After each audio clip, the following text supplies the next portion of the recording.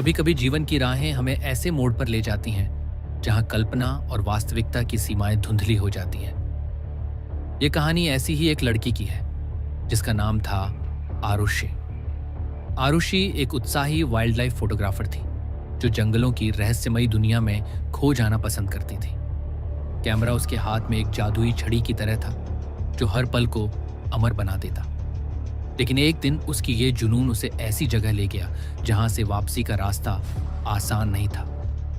ये सब उस दोपहर शुरू हुआ जब आरुषि एक घने जंगल में घुस गई। वहां की हरियाली, जंगली जानवरों की आवाजें और अनजाने पेड़ों की छांव उसे मोहित कर रही थी।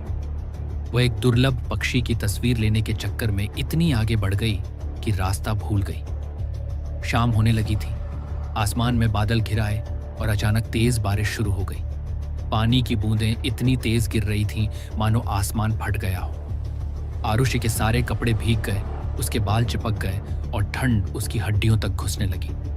वह कांप रही थी, उसके दांत बज रहे थे। जंगल का हर कोना अब दुश्मन जैसा लग रहा था। बारिश और तेज हो गई। आरुषि ने चारों तरफ नजर दौड़ाई लेकिन कहीं कोई आश्रय नहीं दिखा। ठंड से उसका शरीर सुन्न होने लगा। तभी थोड़ी दूर पर उसे एक पुरानी झोपड़ी नजर आई। वह जर्जर लग रही थी लेकिन उस वक्त वह स्वर्ग से कम नहीं थी। आरुषि तेजी से दौड़ी और झोपड़ी के अंदर घुस गई। अंदर का दृश्य और भी उदास था। झोपड़ी खाली थी, सिर्फ एक पुरानी चारपाई पड़ी हुई थी और एक टेबल पर एक धूल भरी बोतल रखी थी। कोई इंसान नहीं, कोई जानवर नहीं, सिर्फ हवा की सनसनाहट और बाहर की बारिश की आवाज। आरुषि ठंड से कांप रही थी। उसके कपड़े पानी से तरबतर थे और हवा की सर्दी उसे बीमार करने पर तुली थी। उसने बोतल पर नजर डाली। वह पुरानी और अजीब लग रही थी, जैसे सदियों से वहां रखी हो। जिज्ञासा ने उसे बोतल उठाने पर मजबूर कर दिया। जैसे ही उसने बोतल को छुआ, वह चमकने लगी। आरुषि को लगा कि शायद ये कोई कीमती चीज है, कोई प्राचीन कलाकृति। उसने बोतल को थोड़ा साफ किया और अचानक बोतल से धुआं निकला।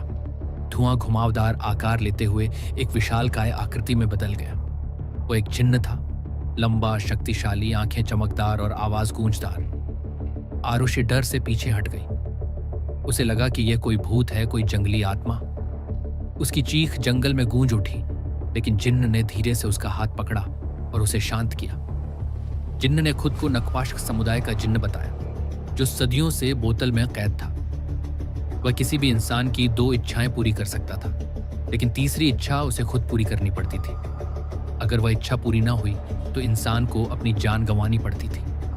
यह एक सौदा था, इच्छाओं के बदले एक कीमत। आरुषि चौंक गई। वह सोचने लगी कि ऐसा कौन सा जिन्न है जो अपनी इच्छा खुद पूरी नहीं कर सकता और एक इंसान की मदद मांगता है। जिन्न ने बताया कि उसकी तीसरी इच्छा उसकी आज़ादी से जुड़ी है। उसे बोतल से मुक्त होने के लिए इंसान की मदद चाहिए। आरुषि ने ज्यादा न सोचते हुए अपनी पहली इच्छा जताई। उसके कपड़े भीगे थे, ठंड लग रही थी। वह चाहती थी कि जिन्न गर्मी का कोई इंतजाम करे ताकि उसके कपड़े सूख जाएं और ठंड न लगे। जिन्न ने ताली बजाई और झोपड़ी में एक आग जल उठी। लपटें नाचने लगी, गर्मी फैलने लगी। आरुष ने आग के सामने अपने कपड़ों और शरीर को सुखाया।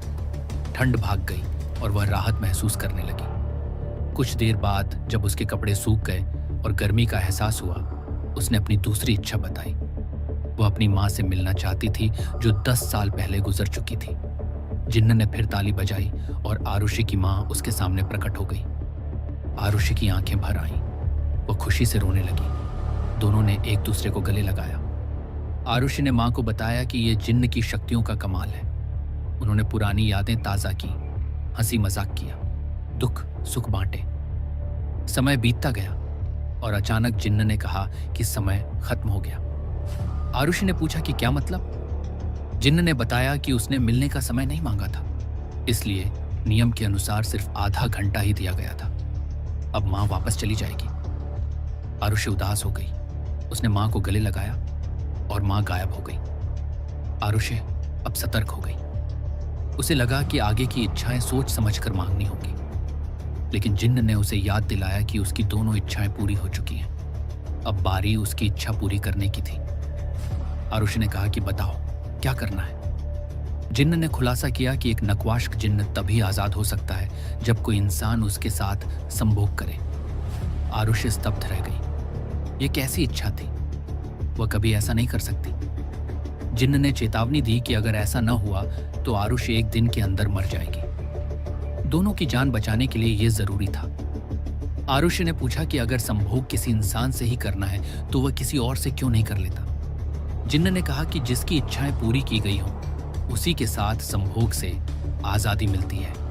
आरुषि ने और पूछा कि अगर उसकी जगह कोई लड़का होता तो क्या वह उसके साथ भी ऐसा करता। जिन्न ने हाँ कहा, क्योंकि उसे सिर्फ आजादी चाहिए, लिंग से कोई फर्क नहीं पड़ता। आरुषि सोचने लगी, शायद जिन्न सच कह रहा है। यह हवस नहीं, आजादी की चाह है, और अब उसकी जिंदगी जिन्न के हाथों में थी।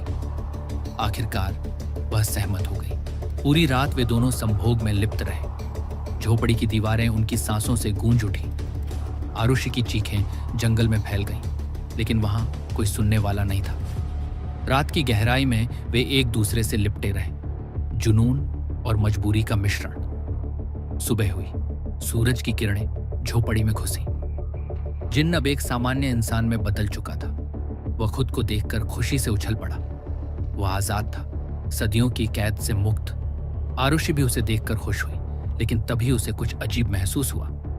शरीर बदलने लगा और वह खुद एक जिन्न में तब्दील हो गई। आरुषि हैरान हो गई। गुस्से में उसने पूछा कि यह क्या हो रहा है, लेकिन अब इंसान बन चुका जिन्न बोला कि उसे इस बारे में कुछ नहीं पता। वह झोपड़ी से निकलकर चला गया, जंगल में गुम हो गया। आरुषि अब जिन्न बन चुकी थी और वह बोतल में हमेशा के लिए कैद हो गई। असल में जिन्न ने पूरी सच्चाई नहीं बताई थी। जो कोई जिन्न के साथ संभोग करता वह खुद जिन्न बन जाता और पुराना जिन्न इंसान। ये एक धोखा था, आजादी के लिए खेला गया खेल। अब आरुषि तभी आजाद होगी जब कोई उसे बोतल से निकाले और उसकी इच्छा पूरी करे। लेकिन कहानी यहीं खत्म नहीं होती। आरुषि की कैद की शुरुआत थी एक नई जिंदगी की। बोतल में कैद होकर वह सदियों तक इंतजार करती रही। जंगल बदलता रहा, मौसम आते जाते रहे, लेकिन बोतल वहीं टेबल पर पड़ी रही। क्या आप उस जंगल में जाना चाहते हैं? अगर आपको बोतल मिल जाए तो आप क्या करेंगे? नीचे कमेंट में बताना। अगर आपको हमारी मेहनत और यह वीडियो पसंद आई तो एक लाइक जरूर करें। ऐसी और बढ़िया बढ़िया वीडियो देखने के लिए हमारे चैनल को करें सब्सक्राइब और कमेंट में बताइए आपको वीडियो कैसी लगी। मिलते हैं अगली वीडियो में, तब तक के लिए बाय।